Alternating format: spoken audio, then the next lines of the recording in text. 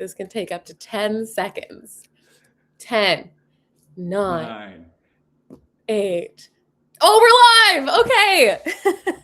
Sorry, I yelled really loud if anyone's speakers were turned up full volume. Hey, everybody. So good to have you here. This is going to be an exciting chat.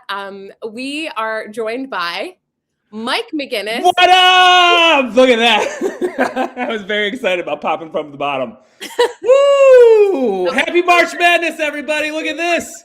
He's ready to go. Silent basketball off the wall. Mike's neighbors are definitely going to complain about a noise complaint soon because he is a loud guy. Welcome, everyone. We're so excited to have you here. We are so excited to dig in and talk about a content power hour with Sierra Nevada, and this is going to be such a good conversation with Emma. But before we dig into that, I just wanted to ask everyone in the chat, if you're here, chime in, say where you're coming from, say how you heard about this event. Love the new form. Isn't this so fun? Oh, let me show y'all how fun this is. I'm going to do something cool now. Because I found out, is it this? Hold on. This is cool. I'm typing in the chat too. Oh, type in the chat. Check this out, guys. This is a cool. Okay, ready? Watch this. Welcome. Was that epic? I know. Do it again. Do it again. Okay, again. Welcome. Anyways, I love this new format that we have, this new webinar format. It's fun. It's interactive. But yeah, if you're here in the chat, we want to know where you're coming from, where you're located, how you heard about this event, and what you're excited to learn. This is a great place to ask questions and answers. We're going to have a question and answer session at the very end, and there will be one winner from this chat who asks a question. So if you ask questions, you'll be entered into a draw, and then we'll contact you to give you a little fun gift card. How does that sound, Mike? I love it. I'm staring. I'm looking at Tyler at the 86 degrees in Dallas. Aaron's from Chicago. Maddie's from Portland, Oregon. We got Vincenzo from Berlin. I'm bouncing. I'm getting hyped up. I'm bouncing. So much energy. Okay, so Mike, since people are here now, why don't we just go ahead and intro ourselves? I'm going to put up a little slide with the picture of the two of us from New York last weekend. Woohoo! We did it. Yeah, I know. Awesome times. You and I am improving our emceeing. So, Mike, why don't you tell us who you are, and then I'll tell everybody who I am. Yeah, what's up, everybody? My name is Mike McGinnis. I'm one of the senior customer success managers here at Slate, which means that I help out with all of our clients. I help out with a bunch of them, and I let them know what's going on over here, keep them up to date, and help you get the most bang for your buck when it comes to what's going on with Slate and how to use it. I also work with our special guest today. I work with her, and it's great. So I have that as well. That's key. That's key. You're going to be asking her some good questions later. And I am the social and community manager here at Slate. And I love hosting these webinars because Slate is a social media content creation tool. And we really care about social media and marketing pros because, we are grinding. We're getting that content out there. So before we actually dig in with Emma, I do want to share a little bit about what Slate is, who we are, and kind of what we do. So everyone on the chat, bear with me, and then we'll get into our conversation, okay? Cool? Yeah. Cool. Okay. I'm going to share my screen here. Bada boom, bada bing. Let's talk about the creative home for social media teams. How does it work, Mike? So we're built for the speed of social. We're perfect for today's social landscape. People are creating on the go, on their laptops, at home, everywhere. Social media managers are working in every format now, and we have a perfect tool on mobile and web. So wherever you're creating, we have a space for that. Oh, Mike's pulling up the web. I'm pulling it up. The mobile device now. A lot of people that are creating for events can also use the mobile app. And we're going to be talking to Emma a little bit about how she also uses the mobile device later in Slate for her many events at Sierra Nevada. We are also a fast design and video editing tool. So we are meant for social media teams, like I said earlier. And, we wear so many hats. I'm wearing this hat right now, but social media managers and marketing teams are wearing so many hats. They're using fragmented work processes. And we just wanted to create one place for someone to, create content on the go wherever they are, whether it's from your home or on the go.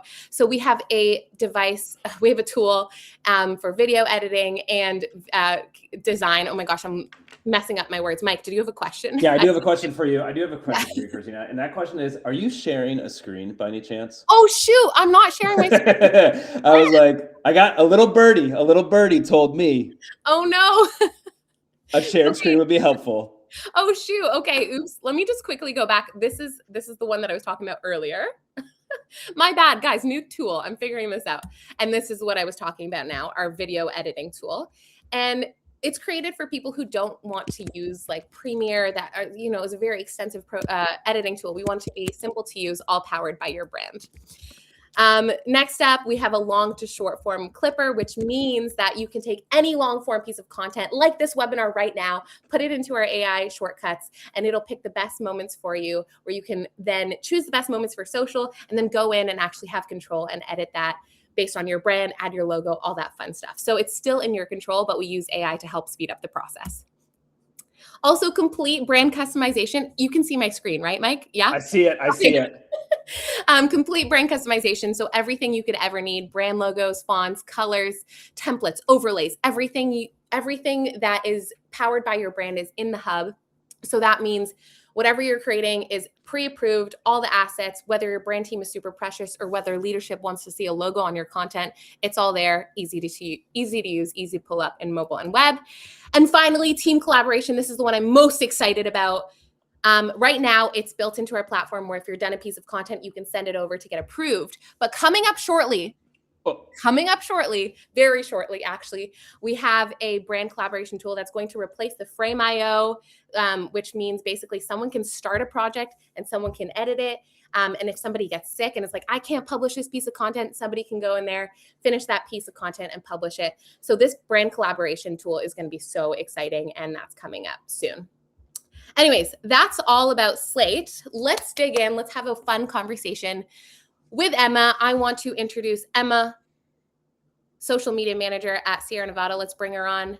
Emma, welcome. Hey, Emma, let's go. Emma, by the way, was the little birdie who let us know, hey, maybe the screen share would work. Thank you, Emma. That was good. Yeah. Once again, first time using this platform, but I really appreciate it when people are like, I can't see what you're talking about. So Emma, everyone's here for you today. Everyone wants to learn about your processes and exactly how you make content on so many brand hubs and so many accounts. So Emma, tell us a little bit about yourself and how you got to be the social media manager at Sierra Nevada. Yeah. Well, so excited to be chatting with you guys today.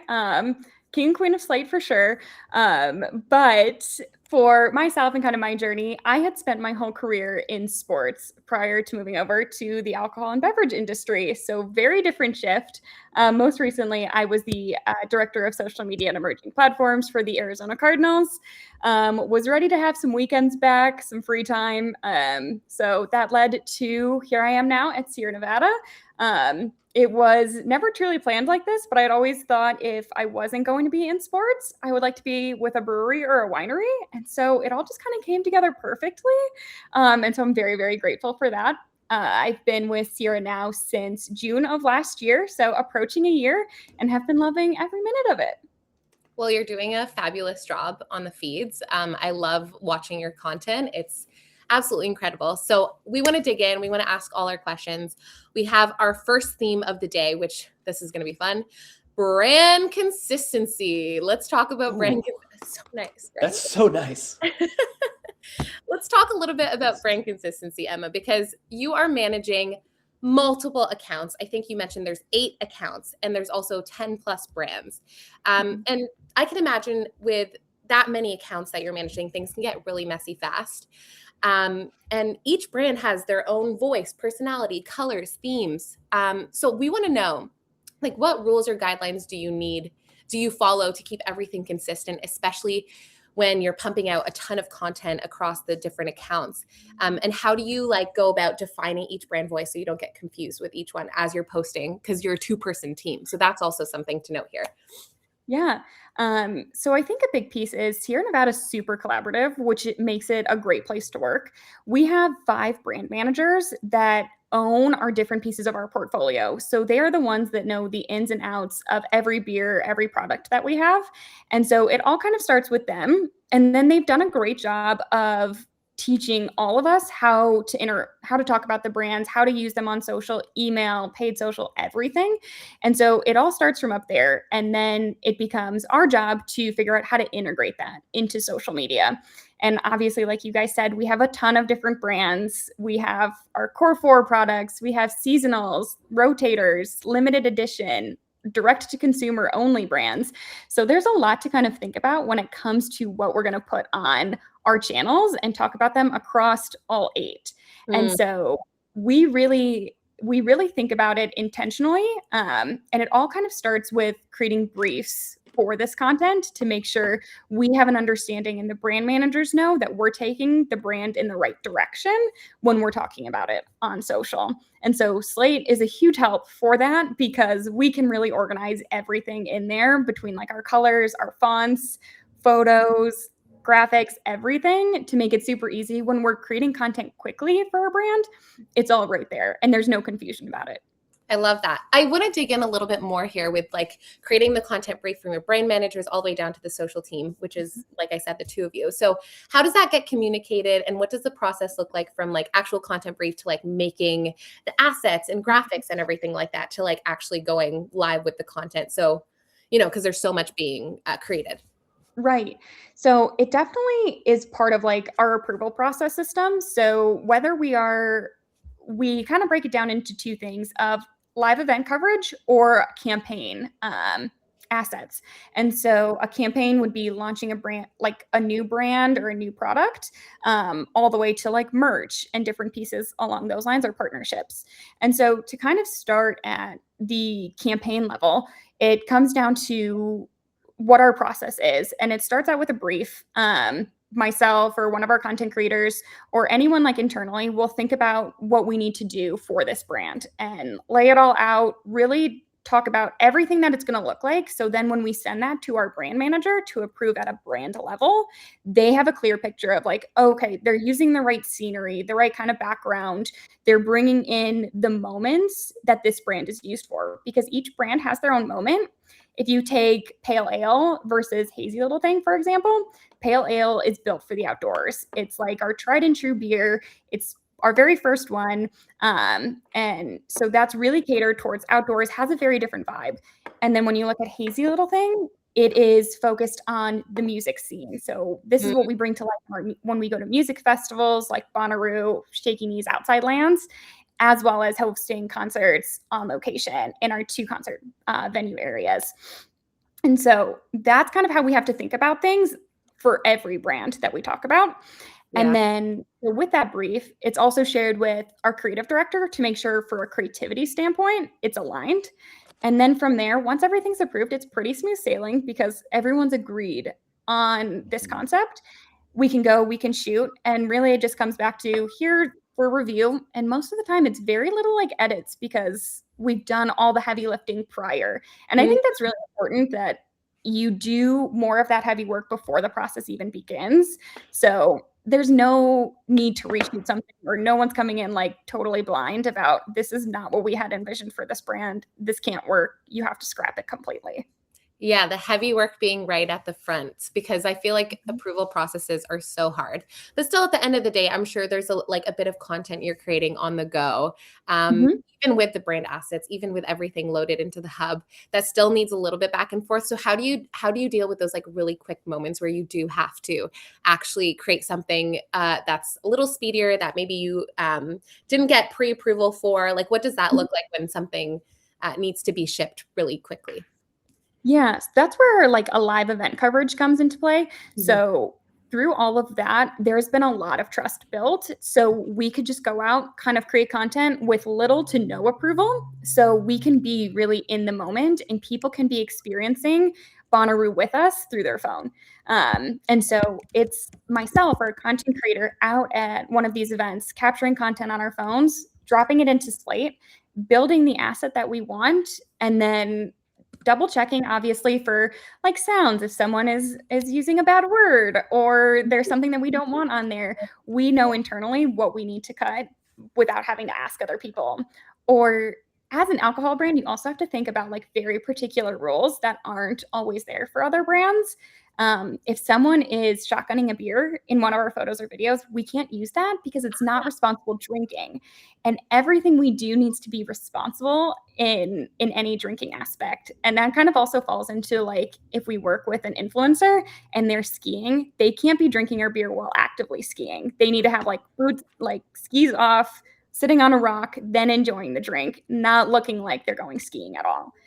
So there's like really interesting nuanced pieces that I've learned since leaving sports and into the brewery industry. Yeah, I can only imagine what that, because I never even thought about. I was like, what a cool shot that would be, like a really cool professional skier kind of like drinking on the ski slopes, but obviously that doesn't fly. So that's a conversation that you have with your team to ensure that you understand the brand and understand like where you're trying to go and the responsibility you have, especially as an alcohol brand. So we've talked a little bit about approval processes, obviously, and that being kind of built in with the trust that you have with the team and kind of talking through those big moments pre even like making the content. But I want to talk about like the systems and the practical systems that you put in place. I'm like choking right now. I need a little bit of water. 1 second. Please hold. She's going to be fine, everybody. She's going to be fine. We talked about this beforehand. Oh my gosh. Give me a sec. Of course, I'm coughing mid. Pause. Christine, are you okay? Yeah, I'm okay. Okay. I'm going to ask the question and then cough. You're a systems queen, and we want to hear more about the structural stuff you're doing behind the scenes to stop your creativity from getting stifled. I'm going to continue answering that question while I go die for a second. Oh my gosh. Well, I really hope Christina's okay while she coughs for a little bit. So in terms of like organization and keeping ourselves organized, we have 8 different accounts that we run with obviously more than 10 different brands based off of like seasonals and every other piece that's available. So first and foremost, our content calendar is like my best friend. If that ever got deleted, I would be lost. And I thought that happened once, and I was immediately in the chat with our software. Disastrous. Right now. I was freaking out. And it just ended up I was on the wrong tab. So it was totally me. Sometimes. But when it comes to stuff like that, we have developed a system of like color coding because we have our national audience, which features Facebook, Instagram, LinkedIn, YouTube. And then we kind of break off Instagram story and YouTube shorts as well because they're so different from their native platform that they kind of need their own moment. And then on top of that, we have our local channels, which is our Chico Brewery located in California and our Mills River Brewery located in North Carolina. And each of those both have a Facebook and both have an Instagram. So 8 accounts in total. And how we do that is there's a color coding system. Green is everything for our national account. Yes. Orange is everything for Chico. And pink is everything for Mills River. And then to get even deeper, we lay out what platform it's going on to be really, really specific. Because for us, I don't ever see content as like a one size fits all. What you put like on Facebook doesn't work on Instagram and vice versa. So you kind of have to be a bit nimble and change things up to make it work for the platform. And especially with us diving so deep into analytics, we really understand what our audience likes and what's trending for us personally. And so that's a big piece. If we are posting a recipe video today on Instagram, you might not see that recipe video on Facebook until next week. And so we can't have any type of confusion of when this is being published. So laying out the platforms it's going on is super important.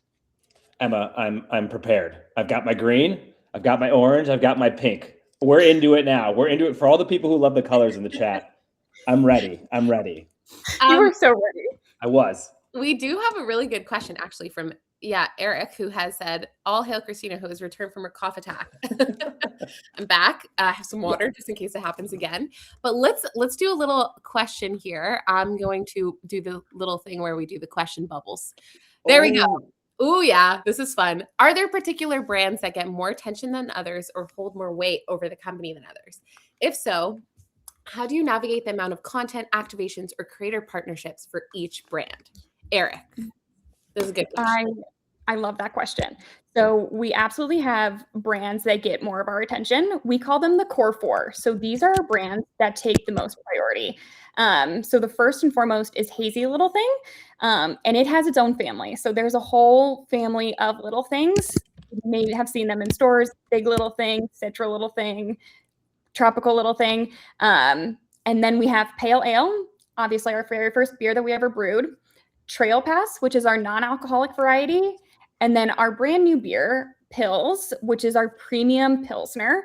And so each one feeds into a very different audience and a very different way that we speak about it. And so those are the ones that should have like the absolute most priority in terms of everything that we're doing. We have actually like a percentage system set out for each of them of how much we talk about them throughout the year and what part of the year they really activate and come to life. Obviously, in like January, there's Dry January. We really talk about Trail Pass, and that comes forward to lean into those moments. In the summer, we lean heavily into Hazy and Pale because it's so summery. You want to get outside. You want to go to a music festival, hang out with friends, go on a hike, go kayaking. Those are the moments for that brand. And then more in the wintertime, we lean heavily into Pils, which with that branding and how we're approaching this product is Pils deserves a seat at the table. Just like wine you always have at the table, this beer is something that you should have at your dinner table as well, because it's a more premium product. It's very different for us, but really rounds out our portfolio. And so we align that really closely with food and anything premium. So we just did a partnership with the James Beard Foundation, which is heavily into the culinary scene. And so that's where Pils activated really highly. Wow. I was gonna Christina, let's do another Christina check. Are you okay? I'm okay. No, I love hearing like how strategic you need to be, especially somebody in the chat said like, love data-driven seasonality, love how you have percentages of like focusing on each brand so that as a team, you're really like in line with each other. You're like, okay, we know what we need to do today, because I feel like it can get super confusing with managing so many accounts with just a 2-person team. So you both have to be like super in sync. I love that. I love the like systems and processes there. Yes, all the colors. Mike is so ready. Yeah.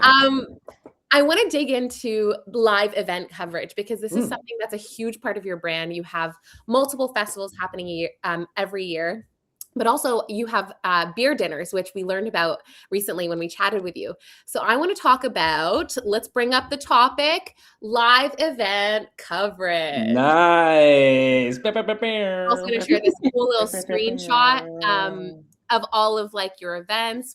I took some screenshots of like your stories, which were really interactive and awesome. I'm going to share the screen shortly, but I'd love to talk about when you put all of this brand work, all of this effort that you've put in like with your brand team, it gets stress tested during a live event. And Sierra Nevada has huge live events. And when you're on the ground covering something in real time, sometimes the rules change. Things need to be posted. Activations need to be talked about. People need to know what's going on the ground. So like you're posting in real time. So walk us through how you stay organized at the most basic level, whether that's like a content calendar you pre-plan or your planning approach. And let's get into the specifics of like how you actually prep for these big events as a team so that when you're there, you know what to do, you know how to execute. Yeah. At the most basic level, it's that content calendar that I had mentioned that is my best friend. Without it, we would be nothing. But I think sports absolutely prepared me for any live event moving forward. Live tweeting a national football game or a Major League Soccer game doesn't compare to anything else. Like those are the most like high pressure situations because you've got that one time to like make sure that tweet is right within a few seconds of it actually happening. Whereas here, like, yes, it's a lot of moving pieces, but it's much more relaxed for me personally because I was so used to something really different for so long in my career. But this is a big piece where Slate comes into play for me and our team, is having all of our assets ready for whichever event it is. So if we're talking about festivals, it leans into Hazy Little Thing, which is that like blue and teal that you guys had seen on that screen share. And so what I like to do for that is prep all of my content for whatever festival we're going to ahead of time. So making sure we're pinning the graphics that are going to be needed to overlay. So keeping those, you'll see a graphic in a second. like the text up there, or the little graphic that says Hazy Little Hideaway. We keep that like pinned at the top of our graphics section, so people can, it's super easy to go in and just add little elements to make it a little bit more personalized. And then we'll also set up text presets as well. So having like this one, the yellow with the outline of the blue, that one's ready to go. So when we're quickly typing away, we have something we don't have to really prepare for. We're really ready for it. And so that helps us quite a bit. And then on the flip side, when we're doing something on site, which would be like our beer dinners, I do the exact same thing, but I just flip everything. Our beer dinners are never really focused on hazy or that type of content. It usually focuses on a really unique beer. So the one we most recently did was Springfest. And with that beer dinner, like it came with very different colors. It came with different font and different assets that we were using. And we had a partnership with that beer dinner as well. So I took everything, pinned those graphics to the top, made sure our templates were up at the top there, and focused ourselves that way. So there's a huge amount of organization that goes in prior, especially in Slate. And that's why it's super helpful. I feel like I'm a walking testimonial for you guys. Honestly, no, I know. like, It does feel like that. Everyone, she has not been. Wow, just keep going, Emma. Oh my goodness, this is great. We just really like Emma. No, I was looking. I shared a little bit of the content at the Shaky Knees Festival. It's really cool to see all the graphics that we had in place. So this is the time where I think we can dig in a little bit. People can kind of see the behind the scenes of like how you actually, like maybe seeing your brain on a website. So this is going to be fun to do. I'm going to get Mike here to share a little bit of your brand hub and talk through exactly how you organize your collections, how you organize everything so that, like we said, you're ready to go when a live event happens. Mike, take it away. Yeah, I've got a few specific questions, but before I do, just a reminder, get those questions into the chat because we will have some time at the end to go over some of that stuff. Yes, Emma, first things first, I want to know, what is this stuff? When I scroll through your brand hub and I go right into here, there's a lot of things going on, but we got all of this. Tell us about these and what this does for you. So those are all of our collections that help us stay organized for what we're doing. So if you click into that Hazy music series, these are all of our templates for the concerts that we have on site. So we can drop in photos, quickly change the name. We announce concerts so often. Mills River here in North Carolina, we have free music every Saturday and Sunday in the summer from 2 to 5. And then we have ticketed concerts Monday through Friday, pretty much all like every week. And so we need to be able to switch up content really quickly. And so we just drop in photos. We can just change the name of the artist and then the date, and we're ready to go because it's already got the location in there. I have this kind of color coordinated too. So yellow is for Chico out in California, and then the blue one is for Mills River here in North Carolina. So we can give those two brands also another look because they have very different audiences that follow each of them as well. And so that's how we stay organized in this front. But then each of those collections house something different based off of what we need. So we've got like logos. Some of those are like older events that we've had. So I've just you can that's a good point. What's it called? Like turn it off, hide it for a period, and then I can turn it back on later.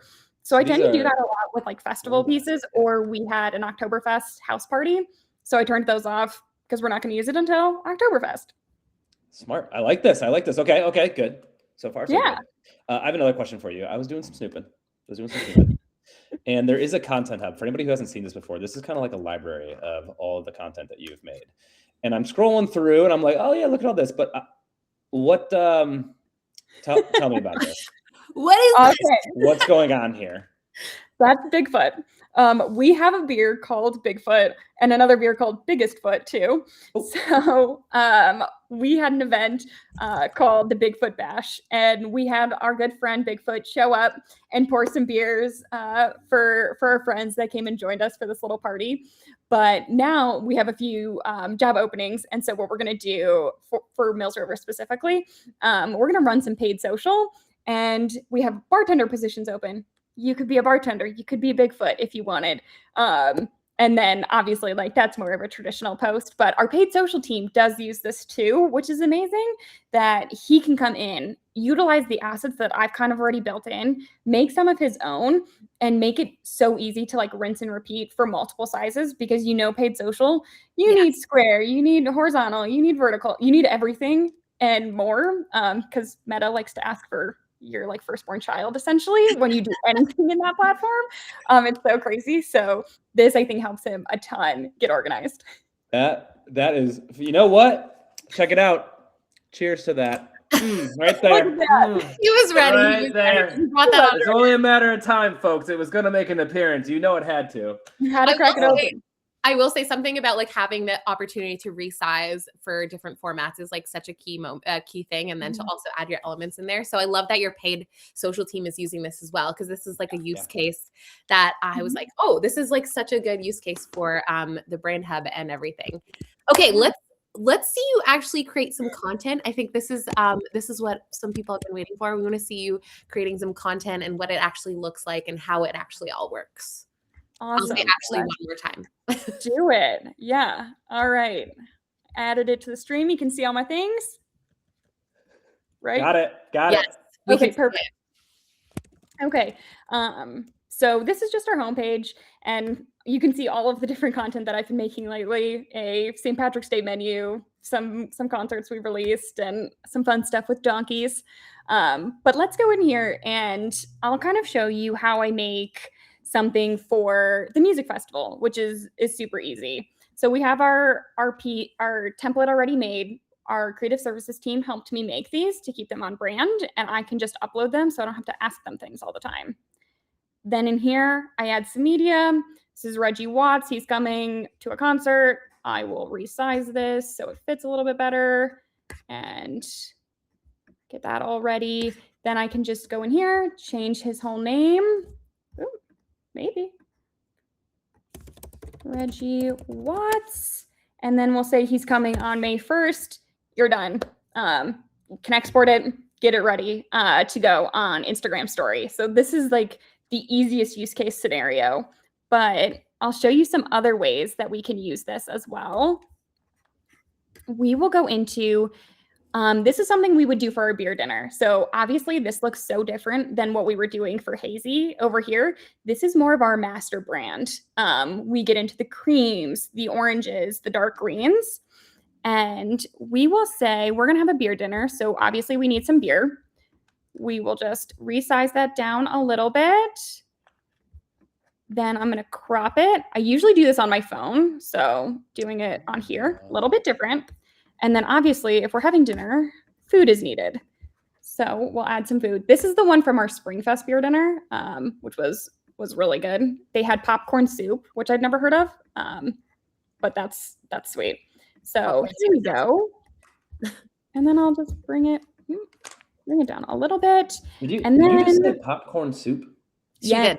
She said popcorn soup. Yeah. It took my brain a second to register that. Okay, moving on. So then we have all of our fonts here, and each brand also has somewhat of a different font. So I've labeled them to know, like, this is for the new Viz ID. This one's just for Hop Splash. This one's only for seasonals. And so we can go in here and I can do Springfest beer dinner. Text there, and then add the colors that are only available for this font that we use for this font, and then size it appropriately. And then we have something that we can easily put out and publish. So we'll stop that. And this is what it looks like. Amazing. Yeah, I know my text kind of went away midway, but that's another way that we can use it. Or if we want to go back into templates to show how we do something live for a festival, we can come in here.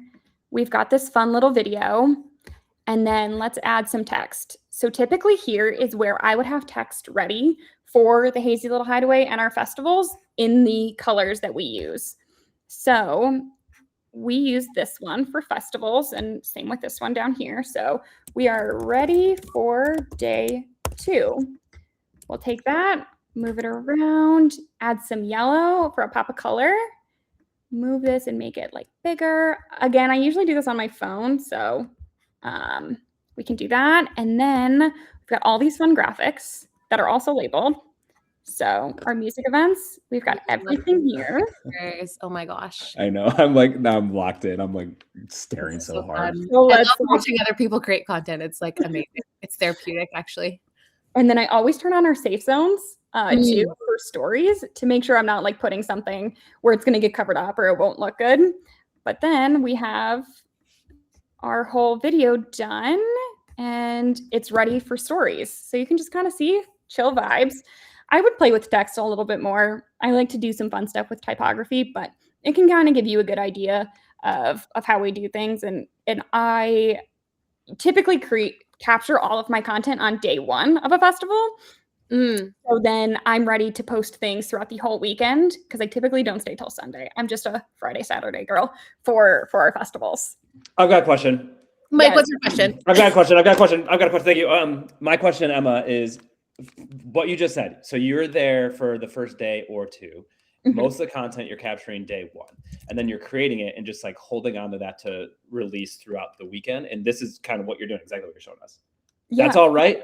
Yeah, exactly. I'll kind of plan out how I want to showcase each day for a festival. And so typically on that first day, I want to showcase, I'll do like maybe a time lapse of how easy it is to get from the entry of the festival all the way to the Hazy Little Hideaway, because you know these festivals are pretty big, spread out. We want people to find us quickly. I like to do like a little house tour of our activation. You can see here it's 2 stories. This is a big back here, a shipping container. There's a balcony so you can watch some concerts from up there. It's very immersive, very sensory driven as well, which is really awesome. And then I like to point out that we have air conditioning and Wi-Fi on that first day. So anyone following us can tell their friends like, oh, we're at a festival, you lose service, go to the Hazy Little Hideaway, we can get, and that's where we'll meet up if we can't get a hold of each other.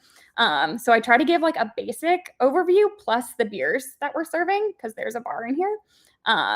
And then the second and third day is just kind of like the vibes and how much fun we're having and that people should come join us because we have a vending machine and we sometimes give out VIP tickets in our vending machine with our little happy balls that you can grab and open up and there's some prizes in there. Or we have usually like a very fun type of activation. At Shaky Knees, we did a live artist. And so he was live spray painting a giant canvas that we gave away as for people just to like enter. It was free to enter. But it was all based off of Hazy Little Thing. And we usually capture a lot of that on the first and second day. And then any kind of like recap content comes Sunday or Monday. I try to get it out really quick.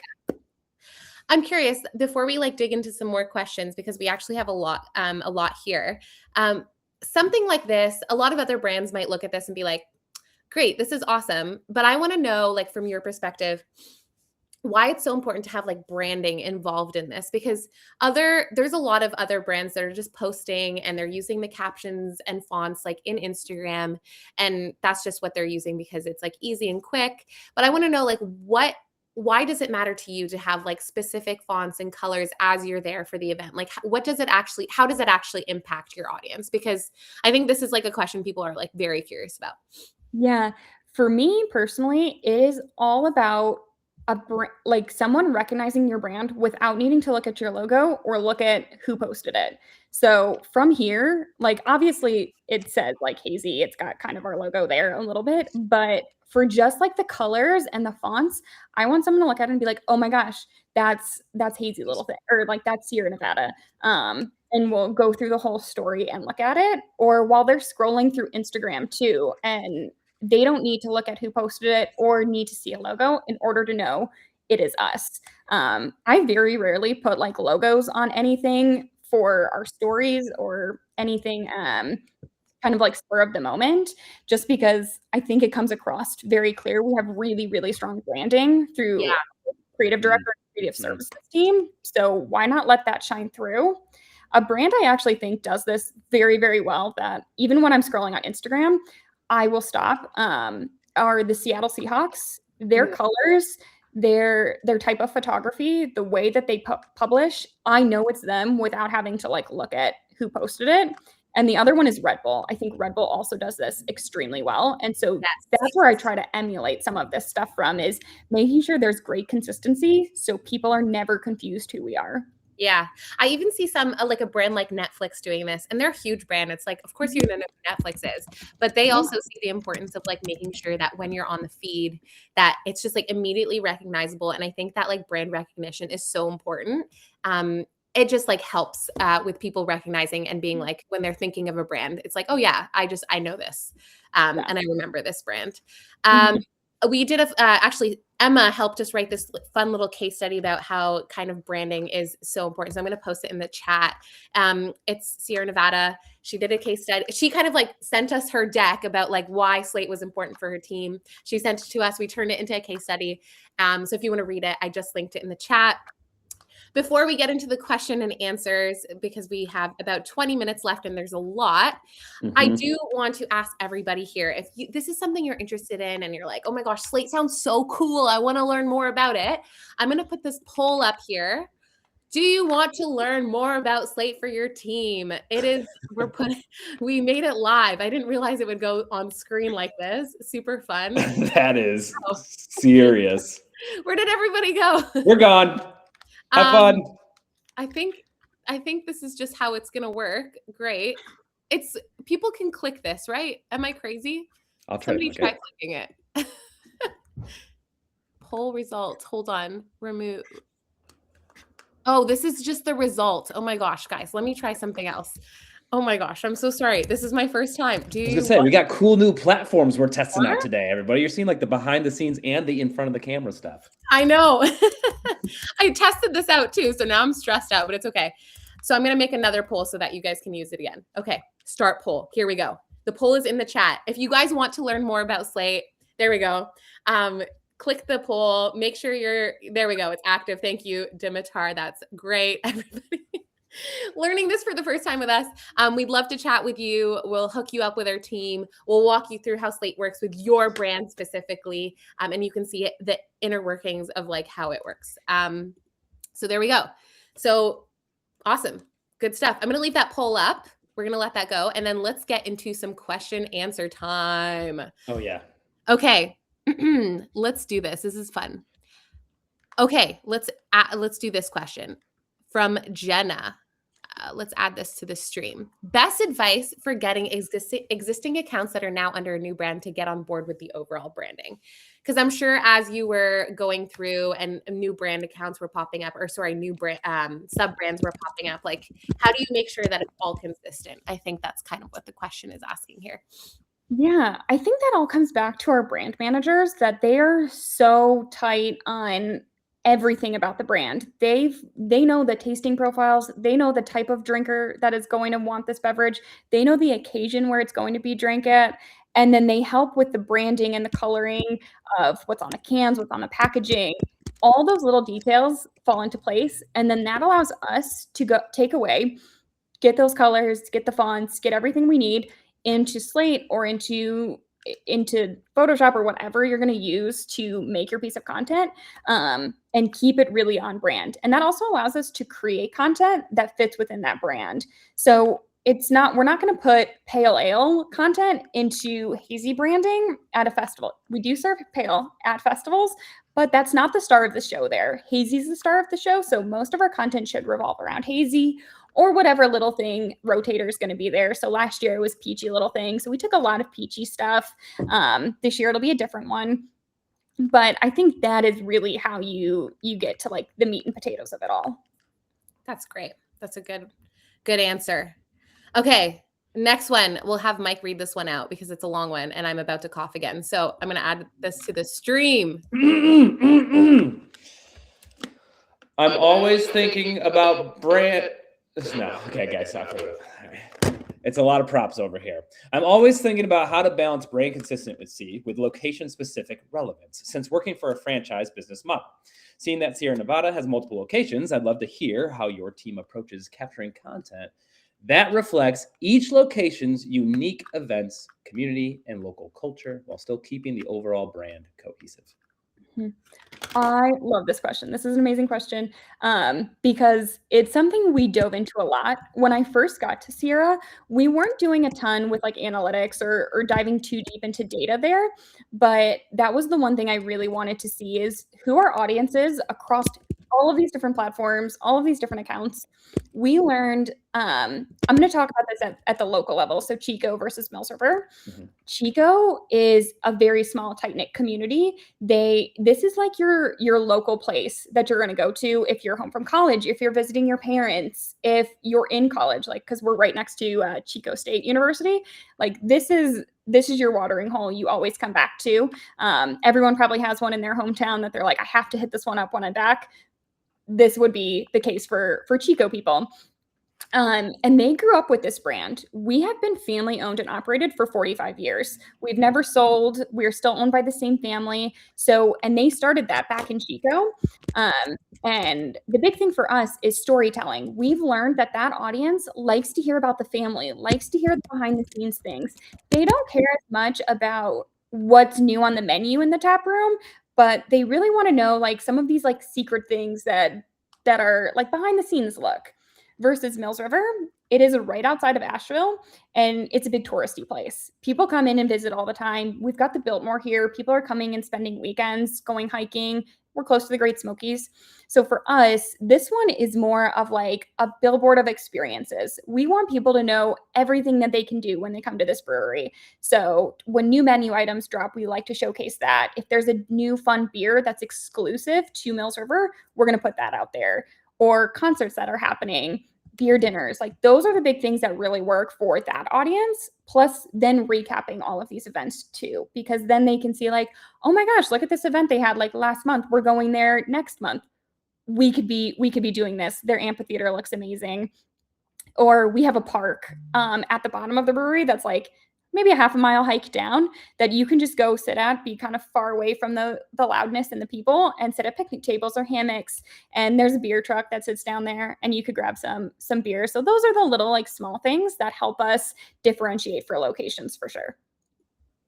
So good. Oh my gosh, you're a professional question answerer.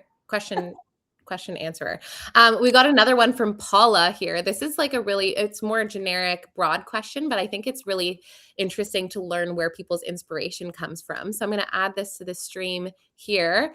Where do you get your inspiration from? And what is something you're excited about this year for in real life opportunities? What has been the most surprising thing that has connected your previous industry with this industry for social, coming from sports specifically? Yeah.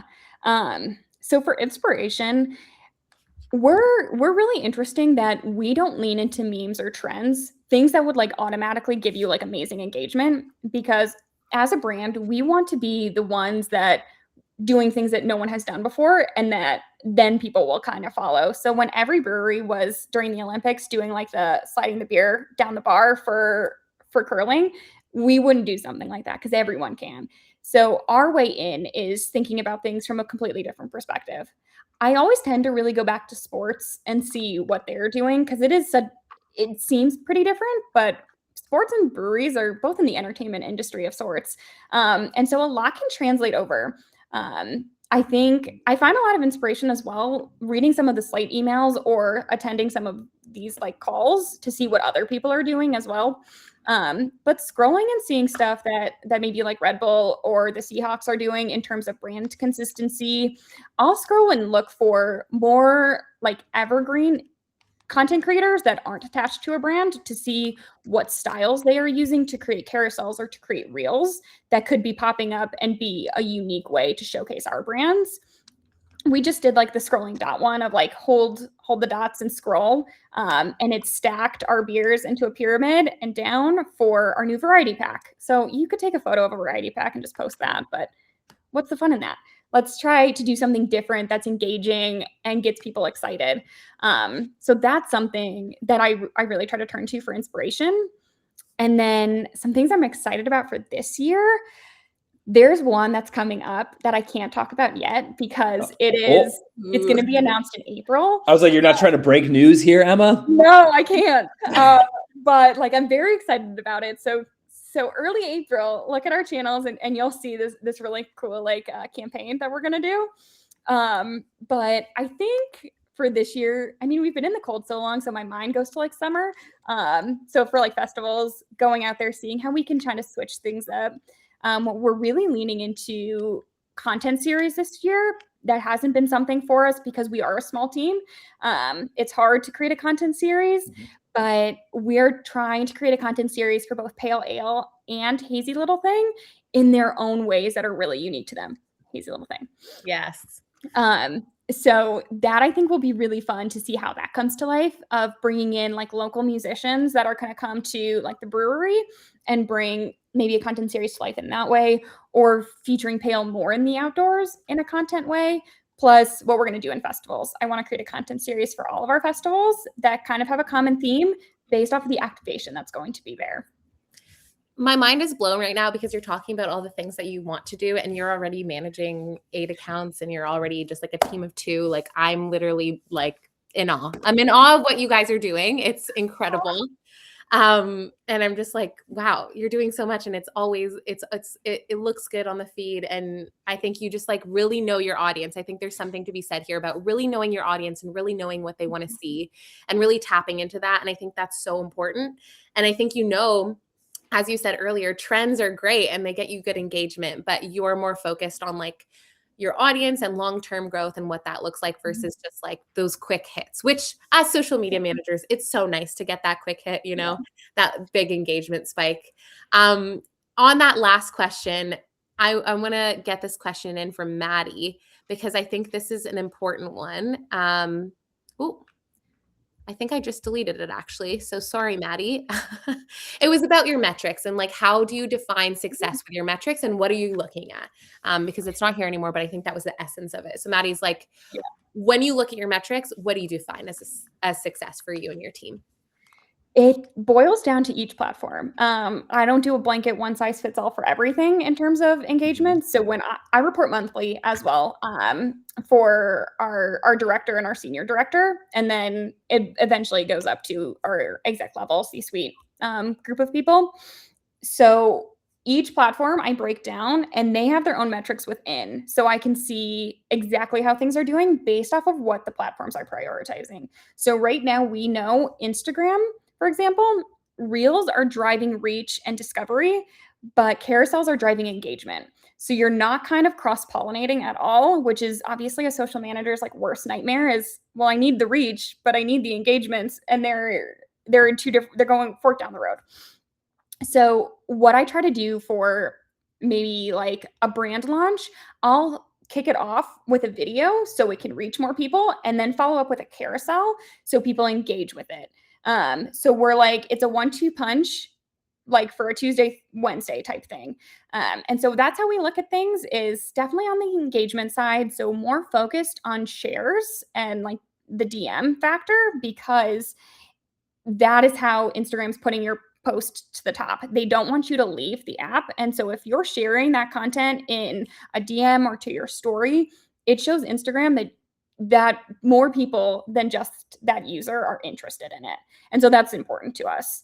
And then we've learned Facebook, videos aren't performing for us at all. It's photos or it's links. So I look at link clicks a lot, and I look at engagements and shares. And then YouTube, totally different. And YouTube Shorts, I look at them differently as well.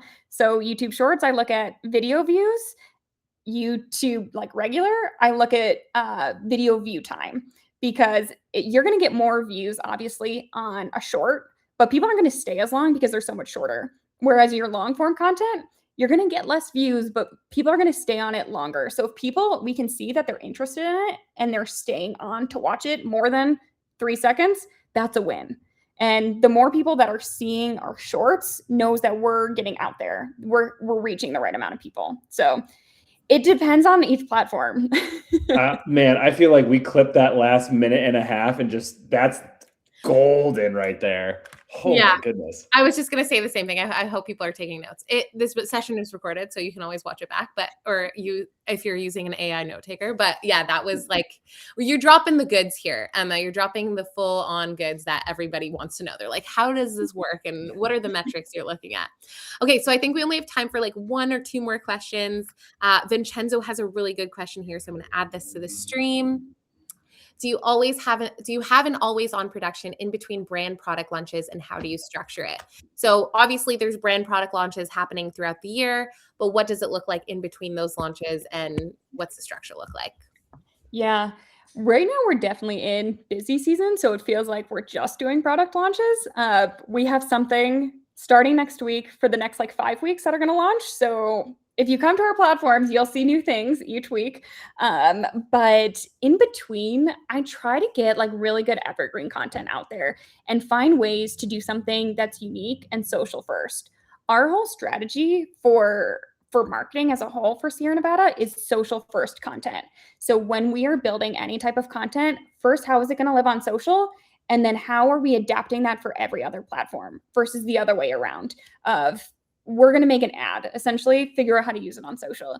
So I have a great support system in terms of the entire department, knowing that we want to take that social first approach. How does it live on social? How does it interact with people for everything? And so a great way in for us is doing something unique that not every other brewery is doing. And so that's where when you're in between, like January was an interesting month for us because we didn't have anything crazy, but people weren't on their phones as much. So we struggled a little bit there, but we were able to do some fun content. We did Hop Splash, which is our hop sparkling water. It's really good if you guys haven't tried it.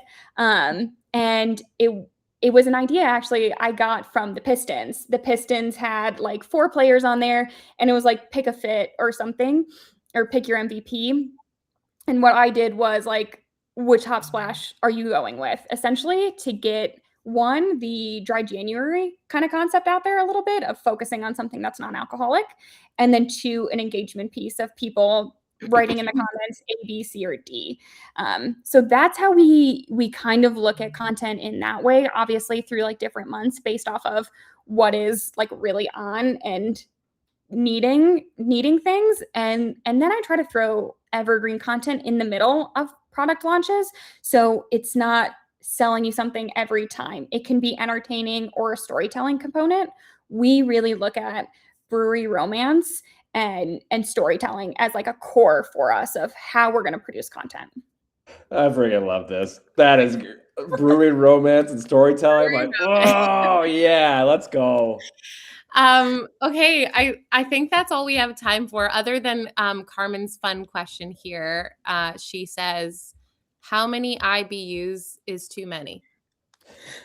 Yeah, it depends on the person for sure. I'm not a bitter person. I'm not a hoppy person. So, which is really off brand for Sierra Nevada because we are such hoppy beers. So I'm not the best person to answer that question. You might want to ask another rep of the Sierra Nevada team. Good question, Carmen. It's okay. You'll get your answer somehow. Emma, thank you so much for participating in our Content Power Hour. I'm sure a lot of people learned a lot from your content strategy and how you actually go about it and how you use Slate in your day-to-day, obviously, when you're creating content, whether it's mobile or web. So thank you for enlightening us and giving us like a sneak peek behind your hub. If you do want to chat directly with our team, I'm just going to put this like little CTA here. Instead of like waiting for us to contact you, you can book a direct demo right here. Like and subscribe. And also we have a fun marketing Ask Me Anything hour happening next week. So this is the link. I'm linking it here where the demo button was. The Slate marketing team is going to be answering a ton of your questions about B2B social marketing, all the things. So feel free to register for that event. We'd love to see you next week. We're going to have a fun time basically chatting all things social. And thank you so much. If you did answer our poll and you said you're interested in learning more, someone will be reaching out to you in the next few hours or by tomorrow. Otherwise, thank you, everybody. It's been so fun. Emma, you were a pleasure. Thank you for digging deep into all your strategy. And Mike, as always, thanks for being a wonderful co-MC. I do what I can. Thank you, Christina. I'm glad you're safe and healthy. Thank you. No coughing anymore. Have a good day, everyone. Emma, you're the best. Thanks, everybody. Bye, everyone. Bye.